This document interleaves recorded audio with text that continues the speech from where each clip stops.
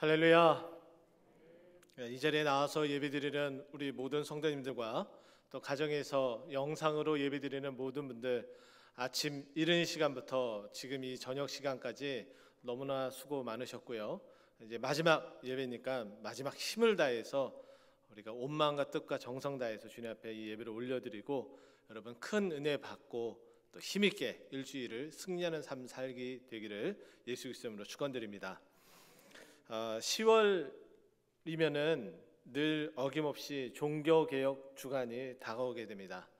1517년 10월 31일 마틴 루터가 종교개혁을 시작하게 된 날을 기념해서 그 날이 있는 그 주간에 종교개혁 주간이 시작이 되죠. 마틴 루터가 1517년 10월 31일 종교개혁을 시작하게 되었을 때에 그 시작점은 저는 다른 어떤 것으로도 보지 않고 하나님 말씀으로부터 시작되었다라고 여러분들에게 소개하고 싶습니다. 로마서 1장 17절 말씀 보게 되면은 복음에는 하나님의 의가 나타나서 믿음으로 믿음에 이르게 하나니 기록된 바 오직 의인은 믿음으로 말미암아 살리라라고 말씀합니다. 로마서를 강해하던 중에 부패하고 썩어져 있는 그 교회의 단상들을 이 하나님 말씀을 붙들고 말씀을 나누다 보니까 이래서는 안 되겠다라는 마음을 가지고 그들이 기득권을 가진 자들이 얼마나 말씀에 위배되는 모습들로 살아가고 있는지 그 조목조목 95개나 되는 그 항목을 가지고 써내려가서 비텐베르크 성문에 붙이면서 종교개혁이 시작이 되었습니다. 그가 종교개혁을 이루어 나가면서 마틴 루터를 죽이고자 하는 그런 일들도 있었는데, 바로 그때에 마틴 루터를 붙잡고 마지막까지 그 사명을 완수하게끔 힘을 줬던 말씀은 또 시편 46편에 있는 말씀입니다. 이처럼 종교개혁의 오직 이 말씀, 오직 성경이라는 이 내용은 종교개혁의 프랜차이즈인 오직 성경, 오직 은혜, 그리고 오직 믿음이라는 이 세 개의 프랜차이즈 안에도 당연히 들어가는 내용 가운데 하나입니다. 바로 이 슬로건을 통해서 우리는 오직 성경에 대해서 말씀을 나누고자 했었는데, 보통 우리가 오직 성경 할 때에 가장 많이 나누는 말씀이 있다면 그건 디모데후서 3장 16절 말씀입니다. 오직 모든 성경은 하나님의 감동으로 된 것으로 라고 시작되는 이 말씀을 통해서 정말 오직 성경이 우리의 구원이 되고 그리고 우리가 믿는 그 근원이 된다라고 소개하는 일들이 참으로 많죠. 저는 고민을 했습니다. 어떻게 하면은 이 오직 성경에 대해서 하나님의 말씀을 나누며 오직 성경이 말하고자 하는 그 내용이 방대하고 또 풍성한데, 또 어디에 있는 말씀을 통해서 오직 성경이라는 내용을 함께 나누고 종교개혁의 이야기를 할까라는 그 마음에 성경을 읽고 또 찾아보고 또 묵상하다가 이 마태복음 5장 17절에서 19절까지 말씀을 보게 되었습니다. 저는 오늘 이 마태복음 5장에 있는 이 말씀, 산상수훈에서 예수님께서 말씀하신 이 말씀의 내용을 통해서 오직 성경이라는 제목으로 세 가지 내용을 여러분과 함께 나누고자 합니다. 첫 번째는 오직 성경은 단언컨대 결코 사라지지 않습니다. 오늘 본문 말씀 속에서도 이런 이야기가 나옵니다. 17절 말씀이에요. 내가 율법이나 선지자를 폐하러 온 줄로 생각하지 말라. 폐하러 온 것이 아니오라고 소개가 되어지고, 18절에도 진실로 너희에게 이르노니 천지가 없어지기 전에는 율법이 1.1획도 결코 없어지지 아니한다라고 소개를 하고 있습니다. 18절에도 17절에도 하나님의 말씀이 사라지지 않는다라는 내용을 가지고 있는데, 17절의 내용을 먼저 살펴보게 되면은 이렇습니다. 예수님이 사람들이 전혀 인식하지도 못하고 의식하지도 못한 상황에서 호련히 33세가 된 예수님이 나타났습니다. 예수님이 나타나셔서 그들에게 천국 복음을 전파하고 그리고 수많은 무리들이 따라오게 되었습니다. 이때 당시 예수님을 가장 미워하고 싫어했었던 자들은 누구냐면은 바로 바리새인과 서기관들입니다. 바로 오늘 본문 20절에도 그 내용이 나옵니다. 바리새인보다 더 낫지 못하면, 서기관과 바리새인보다 더 낫지 못하면 결코 천국에 들어가지 못하리라라고 소개가 되어지는 것처럼, 지금 서기관과 바리새인들이 예수님이 온 것이 바로 하나님의 말씀을, 이 율법을, 그리고 선지자의 이 강령을 폐하러 왔다라고 이야기하며 자신들이 붙잡고 있었던 그 말씀에 대한 내용들을 놓지 않으려고 한 모습이 보여집니다. 저는 이 부분을 이렇게 해석하고 싶은데요, 예수님을 하나의 선지자 아니면 그저 말씀을 조금 아는 사람으로 여겨졌지 바로 하나님의 아들로서 여겨지지 않았다는 거예요. 요한복음 1장 14절 말씀 보면 말씀이 육신이 되어 우리 가운데 거하시매라고 말씀하고 있습니다. 말씀이신 예수님께서 육신의 몸을 입고 이곳에 오셨는데 그것을 바로 성육신이라고 이야기를 하고, 그 성육신, 인카네이션 하신 그 예수님은 말씀을 그 자체로 또 자신이 하나님부터 그 받은 말씀을 그대로 이루고자 노력을 하셨습니다. 그래서 말씀을 강론하고 그리고 서기관과 바리새인들이 가지고 있었던 그 생각을 전환시키며 이 말씀이 가지고 있었던 참뜻을 전하고자 힘쓰고 애썼습니다. 그런데 바리새인과 서기관들은 예수님을 그저 사람으로 봤지 하나님의 아들 하나님으로 보지 않았기 때문에 당연히 이 율법과 선지자의 이 말씀을 폐하러 온 자로서 생각을 했던 거예요. 사람이 아무리 뛰어나고 그리고 주위에 따르는 사람이 많고 권력이 많을지라도 하나님의 말씀을 결코 폐할 수가 없습니다. 하나님의 말씀은 정말 우리에게 이렇게 증언을 하고 있는데요, 히브리서 4장 12절 말씀입니다. 하나님의 말씀은 살아있고 운동력이 있어 활력이 있어 좌우의 날선 어떤 것보다도 예리하여 혼과 영과 및 관절과 골수를 찔러 쪼개기까지 하나니라고 말씀합니다. 하나님의 말씀은 활력이 있습니다. 힘이 있습니다. 그래서 결코 다른 어떤 것으로도 하나님의 이 말씀을 폐할 수가 없습니다. 그래서 18절 말씀에도 하나님의 그 율법의 1.1획도 결코 없어지지 아니한다라고 말씀하고 있는 겁니다. 하나님의 이 말씀은 또한 이 성경은 교회를 상징하기도 합니다. 1866년 9월 3일 평양 대동강변에 제너럴 셔먼운하가 도착하게 됩니다. 물론 2, 3일 전에 도착을 해서 실갱이를 벌이는 그런 순간도 있었습니다. 제너럴 셔먼운하가 불타기 시작을 했고 그 배에서 탈출한 토마스 선교사는 평양 군인들로 붙잡히게 되고 결국에는 그 대동강변에 참수형을 당하게 됩니다. 토마스 선교사가 참수형을 당하기 직전에 그가 품속에 가지고 있었던 성경 한 권을 자신을 죽이려고 하는 박충건에게 전달을 하게 됩니다.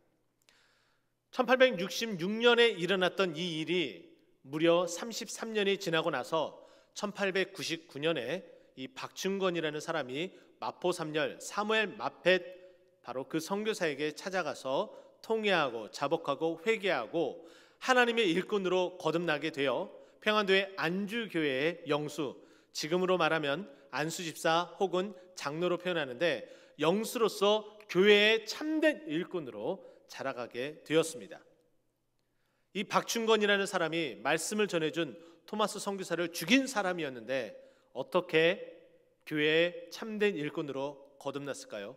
그것은 바로 토마스 선교사가 전달해준 그 한 권의 그 성경을 보고 하나님의 뜻이 무엇인지 알고 하나님의 사랑이 무엇인지 깨닫게 되고 자신의 잘못을 뉘우치고 사무엘 마펫 선교사에게 다가가서 자신의 잘못을 회개하고 거듭나서 하나님의 일꾼으로 온전히 쓰게 된 겁니다. 이뿐만이 아닙니다.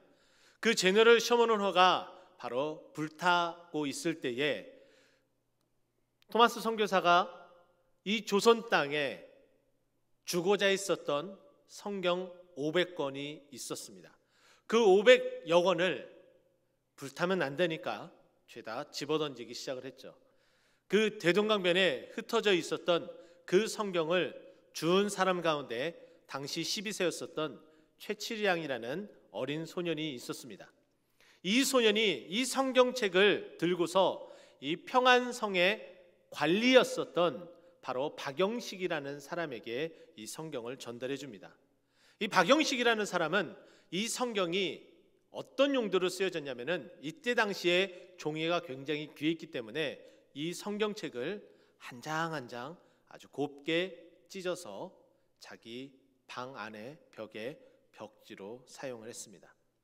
이 박영식이라는 이 사람이 이렇게 성경을 찢어서 벽에 붙였을 때에 우리가 생각할 때 이 박영식의 행동은 성경을 없이 하는 분서괭경, 어떻게 보면 분서괭이와 같이 성경을 다 없애는 것과 마찬가지처럼 보였지만은 이 박영식이라는 사람이 아침에 일어나서 본 것이 무엇이었을까요? 벽에 붙어 있었던 하나님의 말씀이었고요. 그리고 밥 먹으면서도 본 것이 하나님의 말씀이었습니다. 뿐만 아니라 집에서 혹은 한가에서 이리 뒤척이고 저리 뒤척이면서 바라볼 수 있었던 것도 바로 그가 찢어서 붙였었던 바로 성경이었습니다. 그가 계속해서 보며 그 문구에 매료되었고 어느덧 그 말씀의 그 활력 있는 그 능력으로 말미암아 사라진 것처럼 보였었던 그 성경책의 그 능력이 발휘가 되어져서 이 박영식이라는 사람을 감동해서 믿음으로 이르게 하였고, 그가 그렇게 성경을 벽지로 사용해서 붙였던 그 방이 널다리 교회의 시작을 알리게 되었습니다. 후일에 이 널다리 교회는 우리가 잘 알고 있는 것처럼 1907년 평양 대부흥운동의 시작점을 알렸었던 교회인 장대현 교회의 효시가 된 교회이기도 합니다. 바로 이렇게 사라진 것처럼 보이지만, 없어진 것처럼 보이지만, 더 이상 존재하지 않은 것처럼 보이지만 성경은 여전히 없어지지 않고 그 능력대로 많은 사람을 움직이며 믿음에 이르게 합니다. 코로나19 사태로 말미암아 교회가 문을 닫게 되지는 않나 많은 사람의 우려도 있었습니다. 그러나 여기 앉아 계신 분들과 영상으로 예배드리는 우리 성도님들은 결코 그렇게 되지 않을 것이라 믿었고 기다렸고 기도했는 줄 압니다. 뿐만 아니라 기독교인들에게 대유행처럼 이미 참여하신 분들도 계시지만은 코로나19 상황에 우리가 할 수 있는 것은, 오직 붙들 수 있는 것은 오직 성경밖에 없다 하여서 성경을 필사하는 일들도 대유행처럼 번지기도 하였습니다. 이미 참석하신 분들도 있는 줄 압니다. 바로 이렇게 하나님의 말씀이 계속해서 사라지지 않고 그 역사함으로, 그 능력으로 나타나게 되어서 우리의 마음을 움직이고 하늘을 움직여서 이제 코로나19의 상황도 종식되어지고 교회는 회복되어지고 온전히 하나님의 말씀을 사모하고 예배를 사모하는 분들이, 그리고 이 교회를 지키고자 했었던 그 분들의 소원대로 그대로 이루어지는 줄 여러분 믿으시기 바랍니다. 종교개혁이 일어날 때에 교회의 부패로 말미암아 썩어서 무너질 줄 알았지만은 바로 하나님의 그 믿음의 사람, 하나님의 말씀을 사랑했었던 바로 마틴 루터에 의해서 시작이 되어 칼빙에 이르기까지 수많은 곳곳에서 하나님의 그 말씀을 사모하고 지키려고 했었던 사람들로 말미암아 말씀이 지켜졌고, 그리고 교회가 지켜졌다는 것을 믿으시고, 하나님의 말씀을 사라지지 않는다는 것을, 그리고 이 말씀이 장구히 영원히 지켜진다는 것을 믿으시기 바랍니다. 이사야 40장 8절 말씀은 우리에게 이렇게 증거를 하고 있습니다. 푸른 마르고 꽃은 시드나 우리의 하나님의 말씀은 영원히 서리라. 이 말씀처럼 하나님의 말씀이 영원히 사라지지 않고 우리의 믿음에 굳게 자리 잡고 그리고 역사하는 줄 여러분 믿으시기 바랍니다. 전 두 번째는 오직 성경은 단언컨대 모든 것을 다 이루고 성취합니다 라고 소개를 해드리고 싶습니다. 17절 말씀에 먼저 예수님께서 이렇게 말씀하시죠. 완전하게 하려 함이라 라고 이야기하고 있습니다. 이 완전하게 한다라는 이 표현보다는 오히려 완성한다라고 말씀을 드릴 수 있겠어요. 하나님의 말씀이 예언적인 부분도 분명히 존재합니다. 이미 예언이 성취되어지기도 하였고 하나님의 말씀이 점차 하나하나 이루어져 간다는 거예요. 우리가 잘 알고 있는 것처럼 이사야 7장 14절에 있는 말씀처럼 처녀가 잉태하여 아들을 낳으리니 그 이름을 임마누엘이라 하라라고 말씀합니다. 이 말씀이 어떻게 이루어져요? 말씀이 육신이 되어 이 땅 가운데 거하신 예수님으로 말미암아 그대로 성취되어졌다는 거예요. 도무지 일어날 수 없는, 일어나서도 안 되는 그 일들이 오히려 하나님께서 그렇게 말씀하셨고, 기적처럼 능치 못할 일이 없으신 그 하나님께서 처녀가 잉태하는 일들도 만들어 주셨고, 그 기적의 그 능력으로 우리를 구원해 주신 거예요. 바로 이렇게 하나님께서 하나하나 이루어 나간다라고 말씀드릴 수 있습니다. 로마서 10장 4절 말씀은 사도 바울이 로마 교회에 이렇게 증거를 하고 있습니다. 그리스도는 모든 믿는 자에게 의를 이루게 하여 율법의 마침이 되었다라고 이렇게 선포를 합니다. 율법의 마침이 되었다라는 것은 모든 율법에 하나하나 그 조목 모든 것들이 있지만은 그 모든 것을 마침표를 찍게 되었다라는 거예요. 하나님의 말씀을 하나하나 성취해 나가는 거예요. 예수님은 어떤 분이냐? 바로 알파와 오메가 되시는 분입니다. 하나님께서 태초에 천지를 창조하실 때 그 말씀 가운데 함께 하셨던 분이 바로 우리 하나님이시고, 마지막 마라나타 이 땅에 내려오셔서 모든 하나님의 왕국을 완성하시는 분도 바로 우리 예수님이라는 거예요. 바로 처음과 시작을 알린 알파와 오메가 되신 그 말씀 되신 그 예수님께서 율법의 마침이 되셨다는 거예요. 그리고 이 율법의 이 마침은 로마서 13장 10절에 있는 말씀처럼 사랑으로 완성이 되어졌다라고 소개를 합니다. 하나님의 사랑이 아니고서는 도무지 예수님이 말씀이 육신이 되어 이 땅 가운데 내려올 수 없다는 거예요. 우리를 사랑했기 때문에 모든 권리를 다 내려놓고 포기하고 이 땅에 내려오신 겁니다. 바로 그 사랑이 죄악 가운데 있는 나와 여러분, 우리 모두를 구원하기 위해서 그 믿음에 이르도록 우리를 인도하셨다는 겁니다. 그런데요, 여기에는 대가를 치르고 있습니다. 우리가 구원받은 이 부분들에 대해 있어서 이 모든 것들이 다 공짜다, 은혜로 주어졌다 라고 말을 합니다. 예, 맞는 말입니다. 그렇게 또 증거를 하고 있기 때문이에요. 그러나 더 깊숙이 들어가면은 그 은혜를 주기 위해서 예수님은 십자가에서 자기 재선을 내려놓으셨습니다. 피를 흘리셨고요, 그 피로 말미암아 우리의 죄가 용서함 받게 되었고, 우리는 죄인에서 의인으로 거듭나게 되었습니다. 우리는 이제 죄인이 아니에요. 의인이 되었어요. 그 의인은 무엇으로 증명이 되느냐? 바로 이 하나님의 말씀으로 증명이 되어진다는 거예요. 다시 한번 말씀드립니다. 우리가 하나님의 그 말씀의 그 은혜를 하나하나 이제 이루어 나가야 될 하나님의 사람이 되었습니다. 어떻게 해요? 바로 19절 말씀에 그것을 이야기하고 있는데, 이 계명 중에 지극히 작은 것 하나라도 버리고 또 그같이 사람을 가르치는 것은 이라고 소개를 합니다. 여기 19절의 말씀 보면은 가르치는 사람의 두 가지 유형이 나오는데, 어쨌든 하나님의 말씀, 이 천국이 이 땅에서와 그리고 하늘에서 완전한 완성을 이루기 위해서는 어떤 사람이 필요하느냐? 하나님의 말씀을 가르치는 자가 필요하다는 거예요. 이 하나님의 말씀을 가르치는 자는 또한 하나님의 말씀을 선포하는 자다라고 저는 동일선상에 놓고 싶습니다.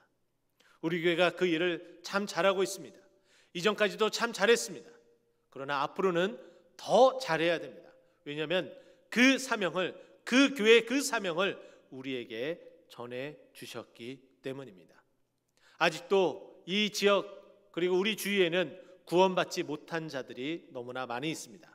죄악의 구렁텅이에서 헤어나오지 못하고 의인의 길로 갈 수 있는 그 예수 그리스도의 그 길을 찾지 못한 자들이 너무나 많다는 거예요. 하나님으로 갈 수 있는 오직 유일한 길, 내가 곧 길이요 진리요 생명이니 라고 소개하셨던 그 예수님의 그 말씀처럼 바로 우리가 하나님께로 구원받을 수 있는 천국으로 갈 수 있는 길을 소개해서 바로 하나님의 그 말씀을 함께 이루어 나가기에 힘써야 된다라고 말씀드리고 싶습니다. 이제도 그리고 오늘도 내일도 바로 하나님의 말씀을 완성하기 위해 온 바로 그 예수님을 본받아 우리도 하나님의 말씀을 선포하고 완성하기에 함께 손붙잡고 나아가는 저 여러분 되기를 예수 그리스도로 축원드립니다. 저는 세 번째는 오직 성경은 단언컨대 천국에 상급이 있다고 말하고 있습니다. 저는 이 부분을 준비를 하면서 그런 생각이 들었습니다. 우리가 각종 각양 집회 때에 간증을 많이 듣게 됩니다. 간증의 무용론을 말하고 있는 것이 결코 아닙니다. 간증이 때로는 우리가 신앙생활을 할 때에 그리고 전도할 때에 많은 감동과 그리고 큰 은혜를 내려주고 있습니다. 그러나 우리가 굉장히 조심하고 주의해야 될 것 중에 하나는 천국에 대한 바로 간증을 우리는 조금은 조심해야 됩니다. 2006년 11월 12일에 출간된 책이 한 권 있습니다. 천국은 확실히 있다라는 책인데요. 이 저자인 토마스 주남이 서울 출판사를 통해서 출판하였고 또 이 서울 출판사가 여의도 순복음 교회하고 관련되어져 있기 때문에 여의도 순복음 교회에서 소개가 되어지고 우리나라의 베스트셀러가 되기도 하였습니다. 많은 사람들이 그 책을 보고 또 선물하는 일들도 있었습니다. 그것을 통해서 천국이 있음을 또 믿고 또 은혜 가운데 나아가는 사람도 있었죠. 그러나 저는 그 부분에 있어서 조금은 안타까운 심정으로 여러분들에게 이 내용을 말씀드리고 싶습니다. 왜 그러냐면 성경이 끊임없이 천국이 있다라고 말씀해 주고 있어요. 성경이 말해주고 있는 그 내용은 믿지 못하고 천국이 있다라고 말하는 분들의 간증과 그 책을 보고서 천국이 있음을 믿는다는 것, 조금은 우리가 생각해 보아야 되지 않을까요? 우리의 믿음의 근간이 간증입니까? 우리의 믿음의 가장 중요한 요소가 그와 같은 신앙 간증의 책입니까? 아니요. 그 모든 것들은 다 사라질 뿐이고 결국에는 남는 것은 천국이 있다라고 우리에게 소개해주는 하나님의 말씀밖에 없는 줄 여러분 믿으시기 바랍니다. 그래서 오늘 말씀에 이런 이야기를 해요. 여기서 보면은 가르치는 자, 이 계명을 가르치는 자라고 되어져 있는데 이 말씀을 가르치는 자는 반드시 이 말씀을 믿는 자여야 합니다. 믿지 않는 자가 가르치게 되면은 오류에 빠지게 되고 그 가르침을 받는 자도 그 말씀을 그 계명을 믿지 않는 자로 그냥 머릿속에 지식으로 일관될 수 있기 때문이에요. 그래서 여러분들의 그 자리가 그리고 여러분들의 그 일이 너무나 소중한데 여러분 하나님의 말씀을 믿으십니까? 믿으신다면 이 하나님의 말씀을 가르쳐야 돼요. 누구에게요? 우리 자녀에게 그리고 주일학교에게 그리고 하나님의 말씀을 믿지 않는 이 천국의 복음을 믿지 않는 자들에게 가르쳐야 된다는 거예요. 그런데 가르칠 때에 우리가 주의해야 될 것이 있음을 말씀해 주고 있습니다. 계명 중에 지극히 작은 것 하나라도 버리고라고 되어져 있는데 이 문맥을 잘 살펴보면 그것을 없애하고 마치 17절에 나와 있는 것처럼 하나님의 말씀을 폐하는 자처럼의 모습이 아니라 하나님의 말씀의 경중을 이야기를 합니다. 어떠한 것은 비중을 크게 둬서 이 하나님의 말씀이 굉장히 중요하다라고 생각되는 말씀이 있는가 하면 또 어떤 것은 이것은 그렇게 중요하지 않아라고 생각되어지는 것들도 있을지 모르겠습니다. 바로 예수님이 지냈었던 바로 이 시대에 하나님의 그 율법의 그 말씀의 경중에 대해서 사람들은 나누기 시작을 했고 중요한 것은 계속해서 지킬 것에 대해서 강조하였지만 그러지 않은 것은 그렇게 강조를 하지 못했습니다. 왜냐하면 600여 개가 되는 그 하나님의 그 율법의 그 말씀을 다 지키기는 어려웠기 때문에 가장 중요한 것들을 지키고자 힘쓰고 애썼던 일들이 있었습니다. 저도 마찬가지인 것 같아요. 하나님의 그 말씀을 전부 다 지키고 살아가려고 노력을 하지만 그런데 그 그 말씀을 참으로 지키기가 힘듭니다. 그래서 울며 불며 무릎 꿇고 자복하고 다시금 그 말씀 앞에 그 말씀에 순종하기 위해서 힘쓰고 애쓰는 거예요. 이건 저뿐만이 아니라 이 자리에 앉아 계신 여러분 모두도 그런 삶을 살고 계시는 줄 압니다. 그래서 이 경중을 떠나서 하나님의 모든 말씀을 어떻게 해요? 19절에 나오는 것처럼 이를 행하며 가르치는 자는 이라고 소개하는 것처럼 우리가 하나하나 하나님의 이 말씀을 행하며 가르쳐야 된다라고 말씀드리고 싶습니다. 구슬이 서마리아도 어떻게 해야 된다고요? 꿰어야 보배다라고 이야기를 합니다. 굉장히 격언 중에 중요한 격언이죠. 근데 이 격언도 다 사라지게 되어져 있어요. 그러나 이 격언을 통해서 우리가 한 가지 생각해야 될 것은 우리가 아무리 하나님의 말씀을 듣고 알고 그리고 지식적으로 가지고 있어도 그것을 행하지 않는다면 그것은 내 말씀이 아닌 거예요. 그래서 에베소 교회에 사도 바울이 이렇게 증언을 하고 있죠. 믿는 것과 아는 것이 어떻게 해요? 하나가 되어야 된다라고 이야기를 하고 있습니다. 저는 이 부분을 제 나름대로 용어를 만들었는데요. 오뚜기 신앙이다라고 표현을 했습니다. 그러면 아이들 장난감 오뚜기 아시죠? 오뚜기는 툭 쳐서 어떻게 됩니까? 쓰러집니다. 그런데 무게중심이 어디 있기 때문에 아래에 있기 때문에 다시금 발딱 일어서게 되어져 있습니다. 아무리 쓰러져도 다시 일어나는 게 오뚜기예요. 저는 그 부분을 착안을 해서 우리가 알고 있는 그 하나님의 그 말씀을 행하는 그 믿음의 그 마음으로 자꾸 끄집어 내려야 된다는 거예요. 우리가 머리만 가득해서 무거워져서 쓰러지면은 그냥 쓰러질 수밖에 없지만은 이것을 하나하나 행하면서 어떻게 해요? 무게중심 믿음 가운데 살아가야 된다는 거예요.